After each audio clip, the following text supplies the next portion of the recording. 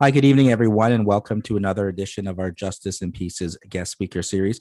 Today's guest is a very esteemed criminal defense lawyer. She has her own practice and is doing extremely successful. And they certainly should catch her on social media as well. I think they just did a nice redesign of her website. So thank you so much for joining us, Jordana, and pleasure to talk to you again. Thank you for having me. It's nice to be back on the show. Now, Jordan, let's start. Maybe you can tell us a bit about your background and kind of what brought you into going into law school and your legal journey from there until here today. Sure. I wanted to be a lawyer from the time I was a kid, but not because I was influenced by other lawyers in the family or wanted to do the work of a lawyer. I didn't really understand it. When I was about 7 or 8 years old, I had a family member that was charged criminally, and watching him go through the criminal justice system and being represented by a very successful, esteemed criminal defense lawyer really changed my life. Every time he called, everyone was quiet. It was known to me even at a young age how important he was and the role that he was playing in our family, even though I didn't understand the work that he was doing. And that was really the catalyst for me wanting to be a lawyer before I even knew what it meant to be a lawyer. And then throughout, growing up, I was reading crime novels. I was always watching crime on TV. I loved sort of the look of the courtroom drama, and thought that was what, being a lawyer meant, was what I saw on television, which is only probably a fraction of the reality. But, you don't know that as a child. And so that's what I wanted to do. If you ask me what I want to be when I grow up, I always said a lawyer, without really appreciating what it meant within, society and what the work itself entailed. And then life took a turn for me in my teens. I had a really rough go from the time I was about 12 years old. I started getting in trouble myself. At 14, I was sent to live in group homes. And by the time I was, 16 years old, I was spending most of my time in the streets. And at 17 years old, I dropped out of high school and was essentially homeless for the next 2 years. And when I, sort of rejoined society, so to speak, I had to start off from where I left off, only with years lost. And so I went back to high school. I didn't graduate till I was 21 years old. And, in my mind, I always had that dream of being a lawyer, but I thought that the years that I had just spent would have precluded me from any sort of meaningful career. And so when I started down the path at university, I studied philosophy because I enjoyed it, without realizing that it was a really phenomenal precursor to practicing law. And I didn't even think, okay, I'm going to do this in order to become a lawyer. It was just, I went back to school knowing that I needed to go back to school. And I graduated high school knowing I needed a high school diploma. And from there, I didn't know what I was going to do, but I knew that education was going to always be an asset. And so I went to university just knowing that I had to do something other than coast through life for me. And when I was in my last year of undergrad, I applied to law school because I thought if I didn't, I would always regret not knowing. And I didn't actually think that I could get in. And I thought even if I could get in, I wouldn't be successful. I had all sorts of self-doubt. There was really no examples at the time, and this, was going back to early 2000s, of people who had exited street life and had meaningful careers. There was no one that I could look to and think, oh, if they did it, I can too. And so I applied on a whim. I was accepted to Osgood, accepted right away, and started, my legal education at 25 years old, and still didn't think that I could cut it. And it was only after that I passed first year that I decided that if I could have a successful career, I would be open about, my past and about where I was coming from, if for no other reason but to be an example to other people that it can be done, that you can enter this profession regardless of the obstacles you've had to overcome to get here. And no matter how much you feel like you don't fit into that typical sort of elitist private school educated background, that might make it easier to be successful as a profession. But certainly what we see as being the essential components of a successful law career isn't true. There's a lot of us that have taken these alternative routes in some capacity, and not have that privileged upbringing and still manage to find our success and carve out a name for ourselves. So so that's really the journey that took me to, through my legal education. When I graduated, I started off in civil litigation. My mom thought it was a really bad idea for me to be a criminal lawyer since I had already spent so much of my life as a quote unquote criminal. And so I took her advice, joined the civil bar, figured out how to be a lawyer while practicing civil, had a great experience in civil, but I got bored. For me, criminal law was always what I wanted to do. It's what I was passionate about. And I really needed to find a career that fit with my passion.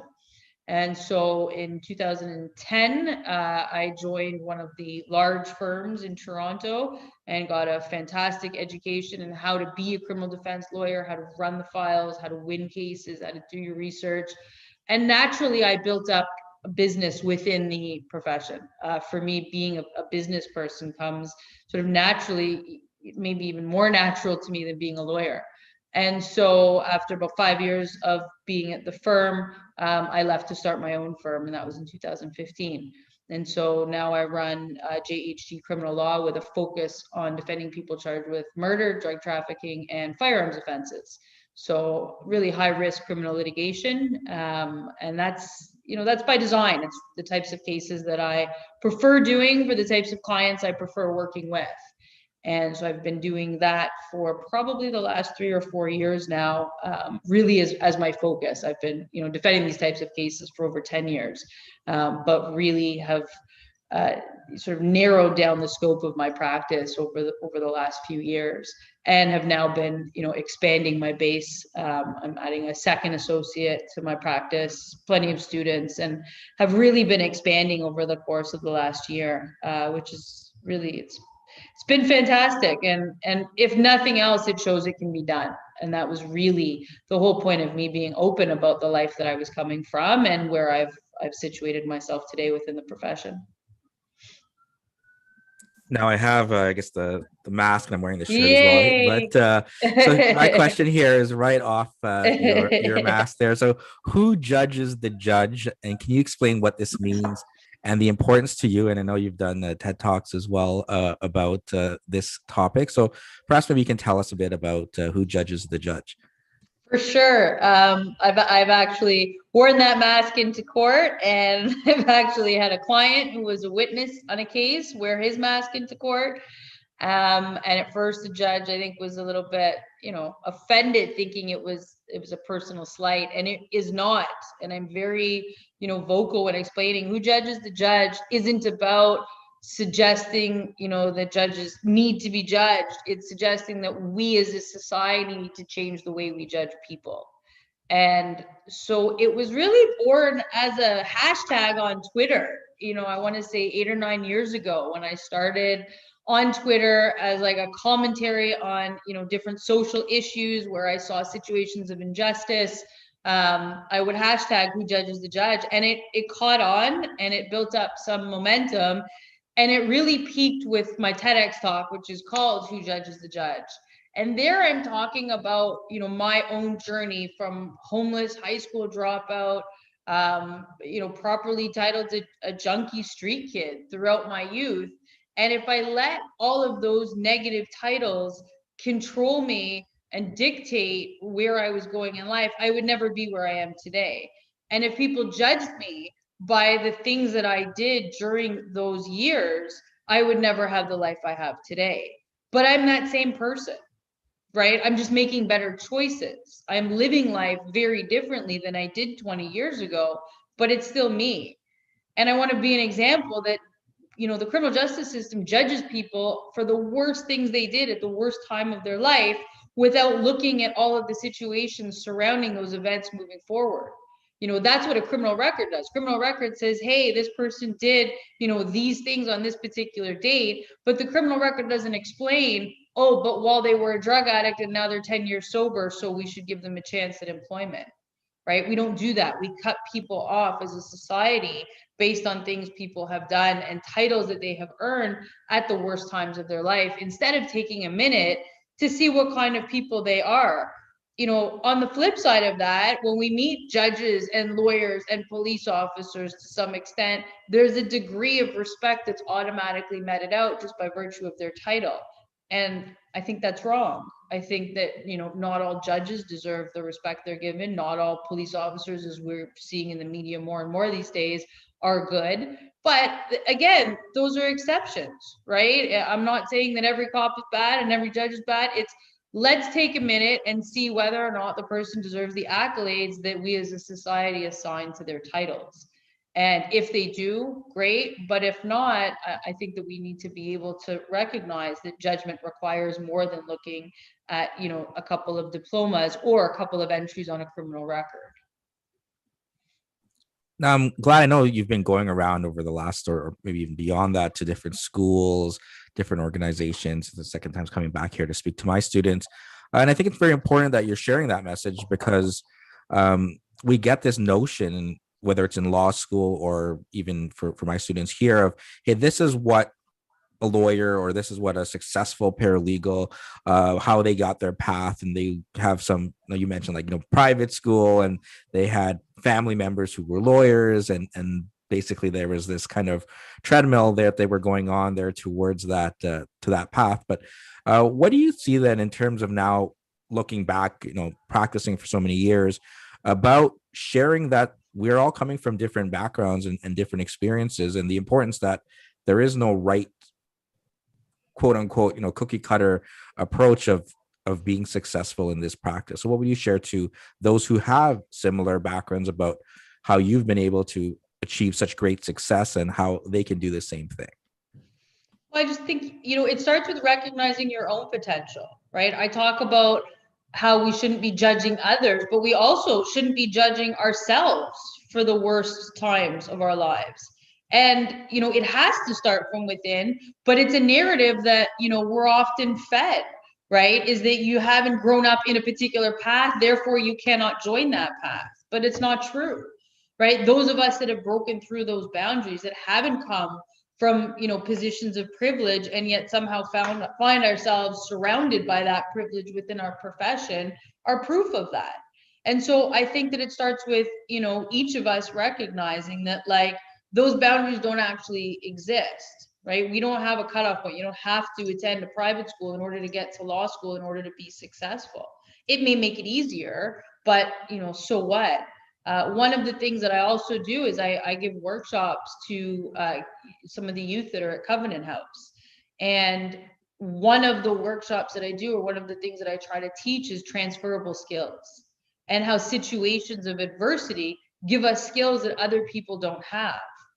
We as a society often don't recognize that, right? Like, I think about all of the difficult times that I went through, and, having to ignore fear, for example, in order to survive, was a huge component of my teenage years.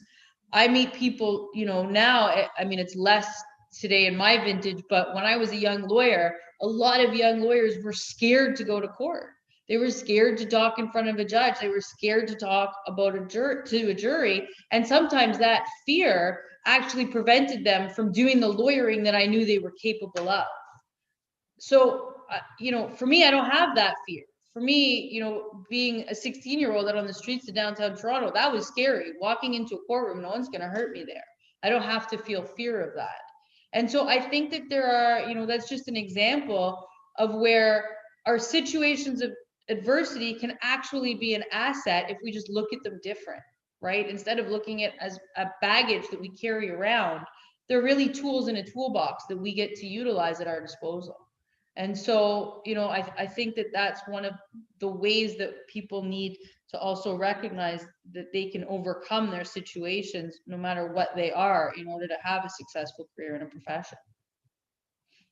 Now, you touched on, first of all, you had some experience in civil law before going to a prominent criminal defense firm and then starting your own practice.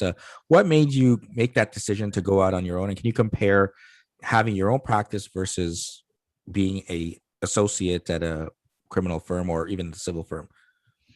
So, I mean, when I started my career in civil, I wanted great courtroom experience. I wanted to understand how to be a lawyer. I didn't grow up in a family of lawyers to see how we're supposed to act. So the experience was fantastic. I worked for 3 partners that were just amazing teachers and mentors. And I don't, regret a second of it. I just knew that my passion was in criminal. I wanted to focus on the types of cases that I was never going to be able to handle within the civil context. And so making the switch as far as practice made sense for me. And it made sense for me to start off as an associate because I didn't have a practice. But more important than the business side of things or the financial side of things is I needed to learn how to be a criminal defense lawyer, right? At the end of the day, you're dealing with people's lives, you're dealing with people's liberty. Like, you make a mistake and someone's going to jail. It's that simple. And so you want to make sure that you have proper guidance and mentorship and support so that you're doing things properly. And so I loved being an associate. I loved the firm that I worked for. I was in my boss's office every day talking to him about the cases that I had and possible defenses and even cases that he had, just so that I could learn about what this practice was about and what defending people really entailed. And so I don't regret that either. But as I went through, year after year, I built my own practice. I had clients that were coming back to me and referring their friends to me. And so by the time I had been at the firm for 5 years, I had, well over 100 files that were just mine. I had my own articling student, I had my own assistant. So essentially I was running like a mini firm within the larger firm structure. My decision to leave was because I just wanted to do things different, right? I was working for someone who had 30 years experience. At my 5 years experience, I wasn't going to tell him how to run his firm, but I knew that I wanted different for my clients. I wanted a different relationship. I wanted a different setup. And so I approached him on it. He was not agreeable for reasons I totally understand, but it didn't work for me anymore. And so I set up my own shop and picked up my, 100 plus files, 120 files, and I went out on my own. And it was really hard. The first year, I worked from 7 a.m. until midnight, 7 days a week, for an entire year straight. I didn't take a day off. I didn't take a break. I just knew that I needed to work in order to maintain the practice. And then after a year, I realized that I couldn't continue like that. This is a stupid way to practice. And so I cut down on certain jurisdictions, I cut down on certain charges, and I started to focus. And that's when I really stopped to do inventory on what I enjoyed, what type of cases, what type of clients, which cities I liked practicing in, because at the time I was all over Southern Ontario. And so I really took stock of what made sense for me. And that's what I focused. I focused on certain cities. I focused on certain offenses.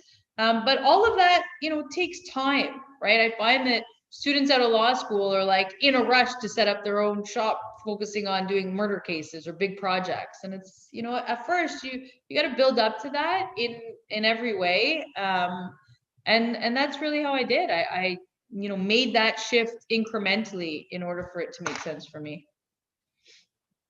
Now, you mentioned certainly students at a law school or even my paralegal students, a lot of them end up establishing their own practice. And what could you say now if you go back to Jordana from a few years ago and you say, look, Jordana, you don't need to be doing the 17 hours a day, 7 days a week, 365 days a year, but you're still going to get to your path of being successful. What would you tell students who are going to go through that? And aside from getting that experience and the real life experience and learning from mentors and senior partners, what else can they do to make sure that transition goes as smoothly as possible, should that happen? So, I think it's a good idea for everyone in the profession to start off working for someone or closely with someone. I don't think any of us, whether you're a lawyer or paralegal, should just be leaving school to set up your own shop. It can be done. I know it can be done, but I do think that we do a better job of servicing the clients, which is obviously what should be first and foremost in everyone's mind, if we have the guidance of more experienced lawyers at the outset. And then, you have to put in the work. Everyone puts in the work. I don't regret that time that I spent, working 17 hours a day, 24/7 basically for 365 days. I don't regret that. I don't think that I shouldn't have. When I look back on my career, that was what was necessary at the time to run the practice that I had. And so I don't regret it, but I've refined it in order to do things different, which I find better services my clients. And so now, I can make just as much, if not more money, charging more money, doing less work, and being, a little more discerning on the type of clients that I'm taking on and the type of cases. So, I still get calls for every type of case, and I send them elsewhere. And so I think that, it's good to try everything out at first, figure out what you like, figure out what you're passionate about. At the end of the day, we still have to wake up excited to do our job, right? I think that if you don't, considering how much time you spend working, when I say I cut down on my hours now, I typically work from 7 a.m. until 10 p.m. instead of midnight, right? Like I still work really hard. I'm just better focused. And I think that that's important for everyone. So you start off and try everything out, figure out what you like, and in incremental steps, you refine your practice as you go. Do you have any tips or advice for maintaining? I mean, there's a very high demand, and you have clients they're facing, especially in your case, murder charges and very serious criminal offenses, and you have those hours, whether it's now 7 to 10, it's still pretty long hours. How do you find kind of balance and that mental health or the drive there to balance everything and succeed without burning yourself out? Well, I think when you enjoy what you're doing, you don't find it as like, I don't wake up and like, oh my God, I have to work, right? I don't dread my work days. I don't love every part of it. No one does. But by and large, I still love what I do. I'm still passionate about the cases that I take. I'm still passionate about the clients that I service. So I don't think you burn out when you're doing what you love to do, right? I don't think there is a burnout. I think that there is a burnout when you don't enjoy what you're doing, when it feels like it's dragging on you, when you feel like you can't manage the stress. And I don't think I mean, I did get to that point my first year practicing on my own, where I didn't take any breaks. This last year, not being able to travel has been really difficult because travel for me is when I do take my breaks. So I've had to force myself to, not answer every single call and text message that comes in on my weekends, because people will blow up my phone on a Saturday night thinking that they can, write to me to get a basic update on their case. So I've changed, weekends now. If I'm working, it's because someone is in custody, like in police custody, and that it's an actual emergency situation, or I'm prepping for something that needs to get done during the week. So if I have court on Monday, I'll prep on the weekends to do that. But the rest can wait. So I try to balance that out with, other things that I enjoy doing. I love doing workshops. So I do that on a regular basis. I still make time for family and friends.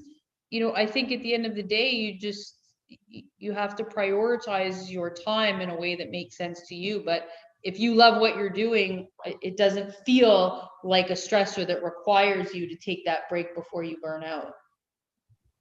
Now, the big thing over the last year is certainly COVID, and COVID has had quite the impact on criminal law, especially. Can you maybe tell us a bit about how COVID has impacted your practice? I know some people certainly are all over the place with respect to doing things on Zoom. Is there a place for it? Is there a place for it shouldn't be? And what have your experiences been like, and what do you think about our sort of modernization of our justice system with more remote and virtual types of things happening? Well, I mean, I think what we're calling modernization makes sense for certain things. So we're doing scheduling by email, which is great. It was rather archaic to have to stand in a lineup waiting to speak to a trial coordinator and, dragging down the assigned crown to make sure their dates matched, and they had to talk to someone to get police dates. Like the old system before the pandemic of setting dates and doing a lot of the administrative parts of criminal law really made no sense. So that element of modernization, I think, is very much welcomed by everyone in the profession. We're still tweaking it. There's still things that are, very much backlogged. There are still things that don't run as smoothly as we would hope, but it never ran smoothly as we hoped. Like trial scheduling was never something that happened, on ease. So it's being tweaked, but I think that we're moving in the right direction there. Same with set date court. It was always really stupid to have accused persons come back every 2 to 3 weeks, even though nothing was happening in 2 to 3 weeks. It was a huge waste of resources and time. And so that has been, really restructured so that we're now able to adjourn people for 3 months at a time in order to get their disclosure, review their disclosure, and do, the initial steps of a proceeding without having to regularly check in with the courts and let them know that this is happening for no other reason than just, saying hi. So that part of it, I certainly welcome. I don't like trials by Zoom. I will not do client meetings by Zoom. I won't do it. I have my office reopened in July, and I meet with people regularly. I will not take on a new client without meeting with them first, and that's a face-to-face meeting. If they're not comfortable meeting, that's okay. It means that I'm not their lawyer for them. My clients want to meet face-to-face. They don't like talking on the phones. They don't trust the phones, and they see the value of having, eye contact, communications with their lawyer. And so those are the clients that I connect with, and those are the clients that I continue to see on a regular basis. And I'm finding that because there's so many lawyers who don't want to have face-to-face interactions, their clients are now coming to me. So I have, clients that have been with a particular lawyer for years and years and years, but that lawyer won't meet with them anymore. I had one client tell me he wanted the lawyer to drop him off cash in an envelope and just leave it in front of his office and let him know when he picked it up so that he could just go and get it, or when he dropped it off so he could go get it. Like, how impersonal can you be that you won't receive cash from your client, but you make him drop it off in an envelope outside the door? I don't know. I don't understand what's happening. So I do think there is a loss of the humanity that we, previously enjoyed, and the value of having face-to-face communications. I'm hoping that judicial pretrials, at the very least, if not come back face-to-face, but come back by Zoom, because I do think that there is, something to be said about being able to see people when you're having those types of discussions and interactions. So I think that there are things that should be tweaked. There are things that I'm hoping go back, and there are things that, we're improving on as we move forward. So it's sort of mixed. That said, considering the situation that we're in with COVID, considering the pandemic, a lot of people had to work together and make these moving parts all work together in order to bring the system back up. And I think they've done an amazing job.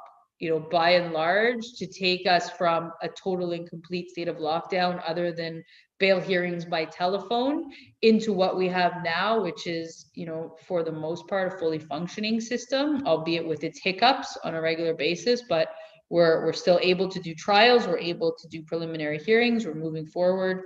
I think that, by and large, we're in a much better place than a lot of us expected last year at this time. And one of the things we were talking about with respect to that is about assessing credibility of witnesses. Certainly where possible. I mean, you want to do that in person. And now I guess they have like the plexiglasses and stuff, so witnesses aren't wearing masks, but maybe they are as well in terms of getting testimony. But that's still the more preferable way than having like what we're doing right now. If you were cross-examining me, it would be much more challenging, and you wouldn't know if I could be looking off screen somewhere and getting some information with respect to my answers, right? I mean, what are your thoughts there on better assessing credibility in a situation like this? So I won't do a trial by Zoom where there's a credibility issue. And I've spoken to some judges who do not want to do trials by Zoom where there's a credibility issue because they have difficulty assessing it. So as much as I have difficulty with those cross-examinations, judges have difficulty making those assessments that they need to make in certain cases. Now, there's some situations where there is no credibility issues and it's just a legal issue. Those make sense to do by Zoom. I'm more than happy to do an electronic copy of a book of authorities and highlight it electronically and send it off to the judge, and we can, argue by a screen. This morning, I just did a sentencing hearing for someone on, an attempt murder case, and we did it by Zoom, and it, there was a rough start to get going, but once we got going, it worked. And so, I think that there are certain things that most certainly can be done successfully on Zoom, and there's certain things that I refuse. I won't do a charter argument on Zoom where, I'm alleging things like racial profiling, lying police officers, cross-examining officers on credibility issues, things like that. I won't do it by Zoom. Now, what would you say are some of the biggest challenges that you're facing, I mean, with COVID or outside of COVID with your practice um, and dealing with, I guess, certainly high profile and very significant clients there that are facing very significant charges? My biggest challenge right now is timing. I do not have a lot of time in my schedule for all the work that's coming in. I am still trying to catch up on all of the delays from COVID. Like, so much of my practice was pushed forward that I'm now having to really struggle to figure out where I can do the cases that are coming to me, or that I've needed to adjourn because of COVID. So for me, that's the biggest challenge I have. I have no problems, getting in clients, getting in new work. I probably bring in a half a dozen new cases a week right now, which is fantastic. It's why my team is expanding. So that's certainly not an issue. I think that in the jurisdictions I practice, me and my team have now figured out who to contact to get the disclosure, how we organize and schedule a judicial pretrial or a prelim. Like, for a while, obviously everything was in complete lockdown from March until July, and then July the courts reopened, and then there was sort of a scattered approach to rescheduling. So the difficulties initially were figuring out what we were supposed to be doing and procedurally how to move cases forward, and every courthouse was doing things slightly different. So, it really took a lot to sort of educate ourselves on how to practice in this sort of new regime, because it was completely different than how things were prior to COVID.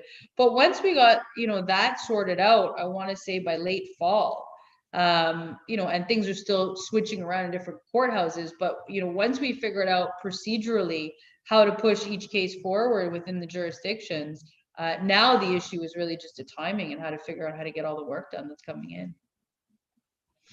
I think earlier you were talking about maybe your mom saying, "Hey, are you sure criminal defense is going to be right for you?" And certainly, you probably get the question that I think every person working in criminal defense gets from someone in the public about, the criticism of, "Hey, you're helping people who may not necessarily, in their opinion, be deserving of getting bail or acquittals if there was a charter violation, or if there was."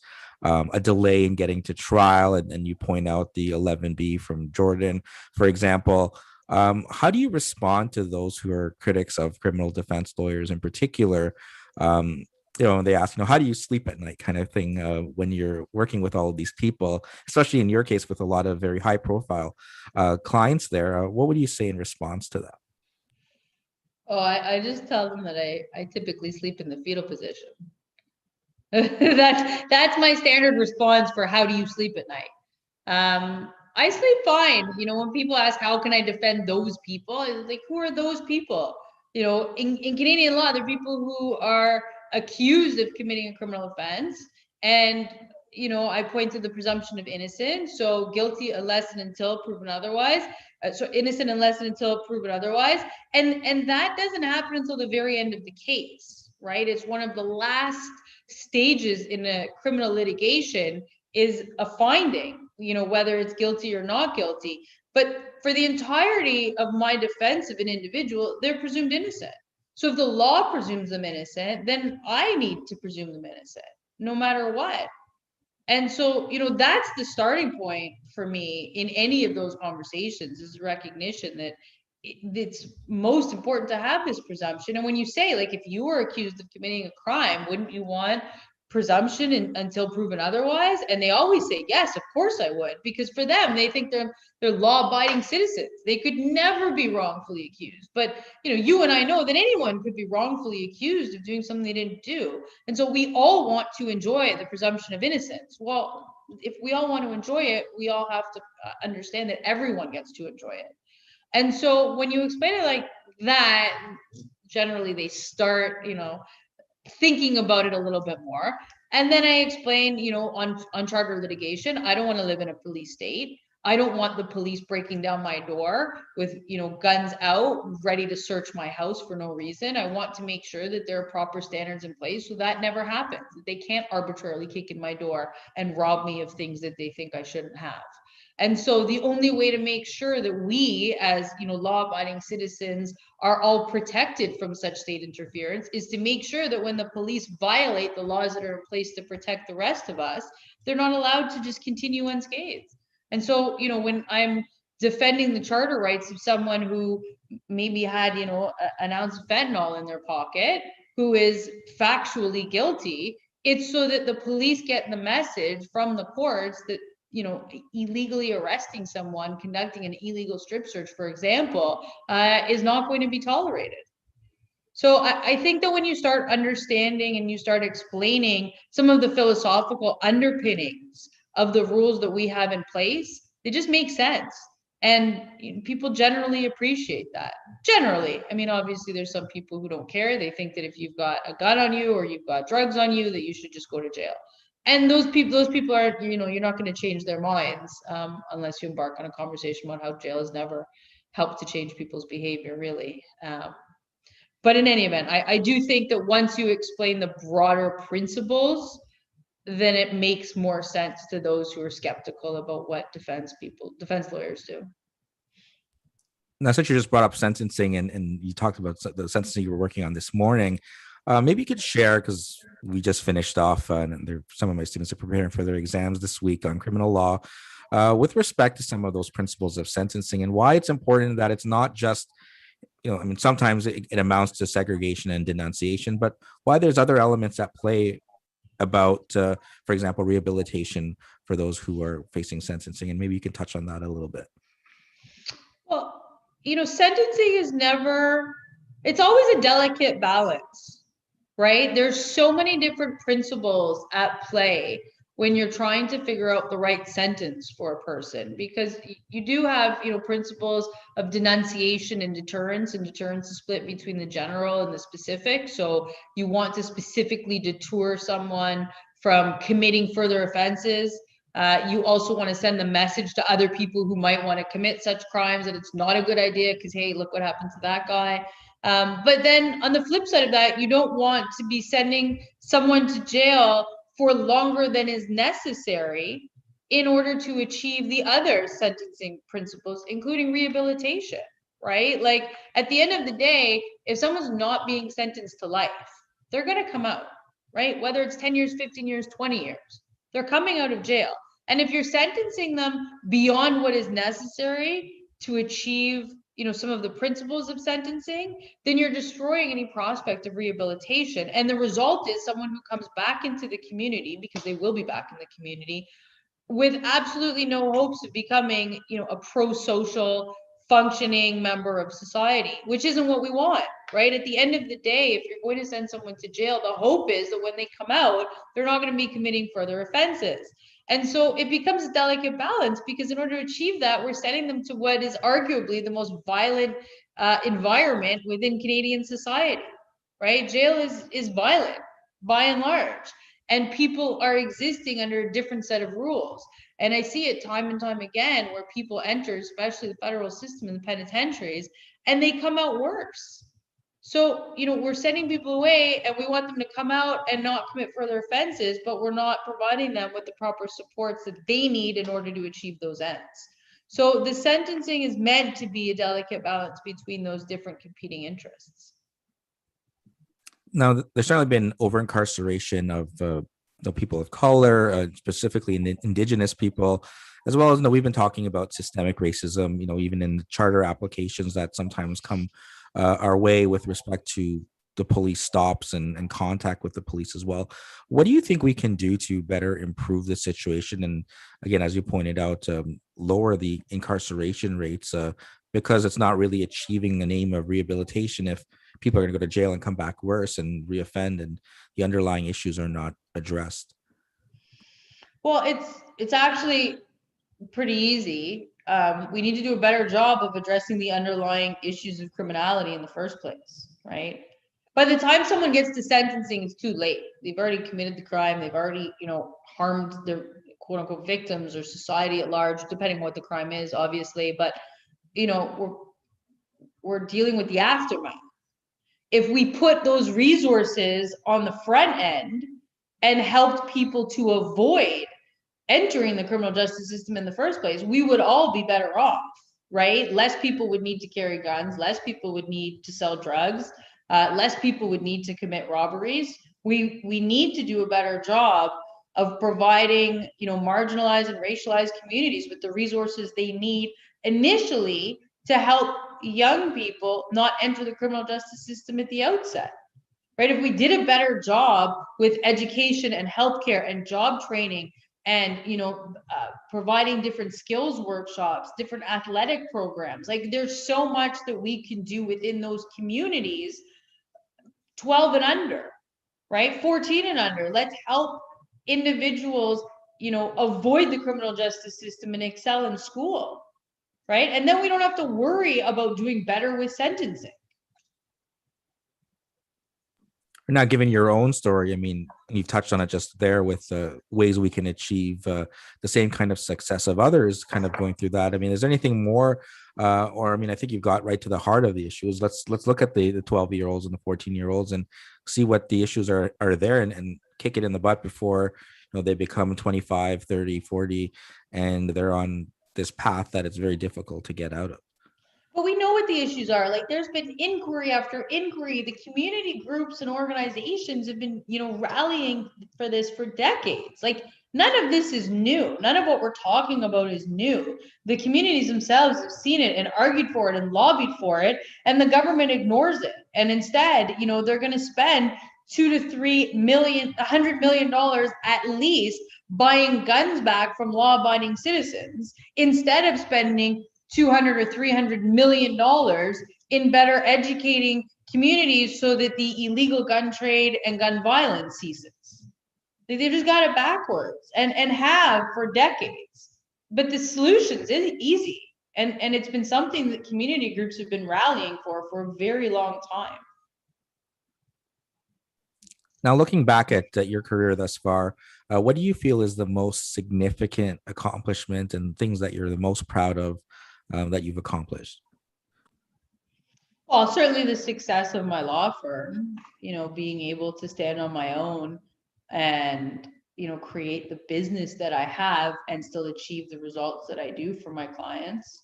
For sure. I don't know that there's any one case. I mean, there's a lot of cases that I'm proud of. I've got some, great results for me. I love, representing people who are coming from marginalized or racialized communities that have been the victims of racial profiling from the police. So when I'm successful in those cases, they feel good because I know what that individual has gone through, obviously not personally, but I known from what I've been told how hard it's been to fight, the police intrusion into their daily lives. I mean, I remember when I first started practicing and I would speak to clients that, by the time they were 14 years old and starting high school, okay, they would have been stopped by the police dozens of times, subject to illegal strip searches, subject to illegal, frisk searches, and the police find nothing and let them go, right? Like, for every time that the police actually find something during one of these illegal searches, it's not because they just know how to pick out the right person, but they've conducted so many of them, which hasn't yielded any results for them of anything illegal. But what you're doing to the community in conducting these illegal stops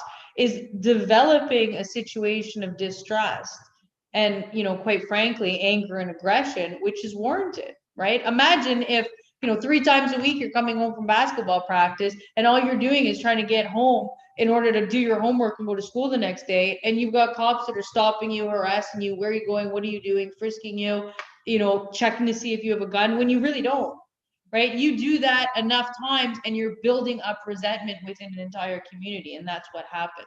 So when I win those cases, it feels good. You feel like you're doing justice for that community. So those always feel good. Obviously, success on murder cases always feels good just because the stakes are so high and you're literally giving someone back their life. There's been quite a bit. my TED Talk for me was certainly, one of my pivotal successes because it was so frightening for me. I thought I was jeopardizing my entire career when I launched the TED Talk, and did it anyway on nothing other than a leap of faith and a hope that I would be okay. And rather than having a detrimental effect, it's had nothing but a positive effect, not only on my, professional life, but also, in doing these talks and speaking out more, and hoping that through my own experience, I can sort of help other people start to think differently about the way they judge the world around them. Now, what can schools and law schools offer to help students become better practitioners? Certainly, I think that there's sometimes a disconnect between the theoretical knowledge that we would get in school versus some of the practical tips. So, what do you think we can do better to prepare future criminal lawyers or criminal paralegals out there? Well, I know that there are some schools who offer programs that allow students to work within the profession, and I think there should be more of that. I just think that there should be, almost a requirement that people have to work, for example, at like legal aid clinics, or different, community-based legal advice clinics. So I think those are really important. And I think that you're interacting with members of society that really need the help. And that just feels good, right? To be able to help people that really need it. And so I think that if we did a better job of making those connections. But that said, I often say law school is about learning about the law. And once you get out of school, that's when you start learning about practicing the law. It's different. And I don't know that it needs to change to be otherwise, right? I think that the first few years of practice are just that. You're practicing and you're not good at it, right? You can't be good at it because you cannot be prepared to deal with a client in advance, right? You learn from doing. And we can't change that, and nor should we. That's why I'm hopeful that, on the other side of this pandemic, we go back to in-person interaction because we need that. There is a human element to the justice system. Whether you're a lawyer or paralegal, doesn't matter. The justice system requires this human interaction. It requires compassion. It requires understanding. There is a human element that we cannot achieve by Zoom, and that you cannot read from a textbook. And so I think schools do an excellent job of educating people and providing that legal education.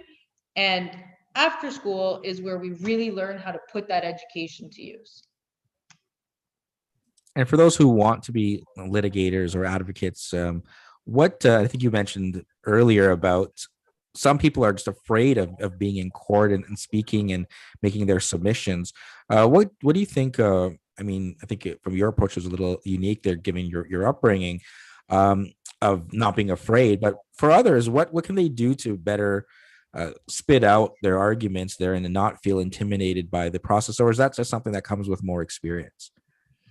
Well, it's a combination of experience and preparation, right? You should be writing out your submissions in advance and practicing them, reading them out loud. At the end of the day, to make yourself more comfortable with what it is that you're doing. And then eventually you'll find you have to do that less and less, right? You'll move from writing out your submissions as a script to writing them out in point form, and then your point forms get smaller and sort of more obscure.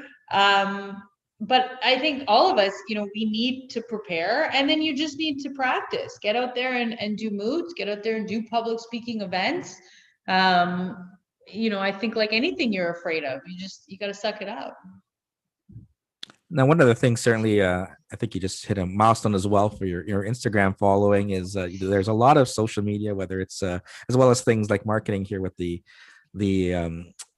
face masks and the shirts and the hoodies. I don't have a hoodie yet. I think that's the next one I need in my collection. But what is it? I mean, that's something also you don't necessarily learn in school about running a business, right? And marketing and building and being on social media and other platforms. What have you found in terms of embracing all of this and your website as well that you can share with those, I mean, even not in the practice of law, about building your brand and building awareness of what you're doing?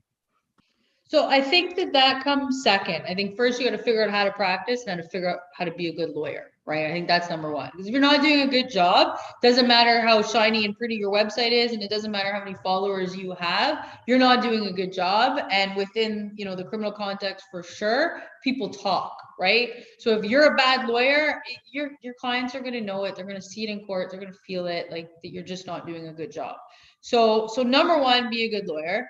And then, once you've done that, and once you're building, your reputation as a solid lawyer or paralegal, the website, the web presence is important, because at the end of the day, everyone will Google you before they hire you, right? That's just the way the world works. Even my clients in custody, they call their family, look this lawyer up, let me know what you see. And so they take to Google. And so it's important to have a website that isn't necessarily flashy, but what I direct people to when they call me and they say they want more information, I tell them, go look at my success page on my website. Look at my philosophy, see if you agree with it. If you don't agree with it, I'm not the lawyer for you, right? Finding a lawyer is someone finding a good pair of shoes, right? You've got to try on a few and figure out what one fits you best. And it doesn't mean that there's only one good one. It's a matter of finding the right fit. And so, I do think it's important to have that really for your own credibility. But number one, is be a solid lawyer or paralegal. Number two is build a website that shows a little bit about who you are and what you do and the way that you deal with your practice. And then social media is certainly an important component, but my practice is still mostly word of mouth. So, occasionally I do get clients that follow me on Instagram, or I get people who have been following me, they get arrested and they're contacting me because they followed me on Instagram. But those are still, a small fraction of the clients that I get. Most of the files are being referred to me through other people that I've done really good work for. So I think that your social media presence is important, but it needs to be a reflection of the good work you're already doing in real life. And about having that presence, I mean, certainly, and I think I have actually next week on the treasurer of the Law Society. And sometimes there's this like a keeping sort of quiet sometimes about things because it's, you're afraid that it's attracting maybe, and I think you alluded to this with your TED talk, that maybe people are going to look at you differently because of your background or your experience. Is that something about putting things out there and sharing? I mean, do we again look back as an organization of whether it's criminal lawyers, whether it's lawyers in the Law Society, and something that should be encouraged, that, hey, look, again, we come from all different backgrounds, we have different stories, and there's not this one image there of what a lawyer is, so that people get that, because a lot of students think, hey, this is what I see, and I don't want to put anything out there because I may be judged. Going back to what we started here with, I may be judged by who I am. I mean, at the end of the day, we're still a profession, right? So I think that if you're going to be using, now, plenty of lawyers are on Instagram, but they're not using it for business purposes. So they go picture their kids and their dogs and their, weekend ski trips, and they're not, using it as a tool for their business. So if you're using it personally when you're entering the profession, I suggest you not have it open to the public if you've got things there that you don't want your boss to see, right? Like, I think that should be the tipping point, right? There's things in all of our personal lives that are not for public consumption. And that's okay, right? But you have to either not put it out or put it out on a page that's not public. I still think that we are a profession. Certainly the Law Society governs some of our advertising, so you have to be careful to not breach the rules of advertising for the Law Society. That said, I also think it's important to showcase your personality, right? So, for me, the fact that I'm tattooed was an issue when I first entered the profession. I didn't want anyone to see it, know it. I thought, oh my God, I don't, it's unprofessional and I'm going to be judged poorly by the fact that I'm tattooed. And now, my tattoos are everywhere. It's something that people sort of know me as, and love it or hate it. It's, who I am and a part of my personality. And eventually I think you just grow into, a place in the profession that still has room for your personality to be reflected and respected. But you have to still be professional. So I think it is a delicate balance. Perfect. So thank you so much, Jordana, for taking the time and joining us here again and sharing all of your valuable insight. And it's always great talking to you. So wondering if Thanks you for have any having me back. it's wonder if you have any final words of advice for my students, or anyone else listening, maybe law students or young lawyers, about getting onto this path there from, as you mentioned, transitioning from learning in school to starting practicing law and making those mistakes and succeeding. And in particular for anyone coming from a racialized background, or women, or again, people that are not traditionally what we would see. And I mean, I think we're doing a great job over the last since we were in law school, I think seeing better reflection of who's out there. But any final words that you can share with my students? Just do what you're passionate about. Don't worry about the money. The money comes no matter what. You just do what you actually enjoy, be true to yourself. And it sounds so cliche. I know it does, but it's so true. If you're waking up in the morning and you're going to dread what you're doing because you're doing something that you think everybody expects you to do, then you're not living your life for you. And so I always tell students, when you're thinking about what courses to take, where to volunteer, what to do as far as career is concerned, think about what you are actually going to enjoy doing. Do that and you'll do a good job. Perfect. So all the best again as we navigate such an uncertain time, and uh, best of best of luck and continued success with everything that you're doing. And thank you for joining us. And thanks for Thank you for everyone having for me. tuning in. And maybe tomorrow, I don't, maybe he was in your class. I feel he was a couple years older than me as well. But we have Paul Sigwil, who is at TD Bank there, and he's embarking on running for nomination for the Liberal Party, we believe, in Brampton Center. So please tune in tomorrow at 5 o'clock. And again, all the best, Jordana. Thank you. You as well. Thank you so much. Bye, everyone. Thank you so much, Jordana. Oh, thank you. Thanks for having me on the show.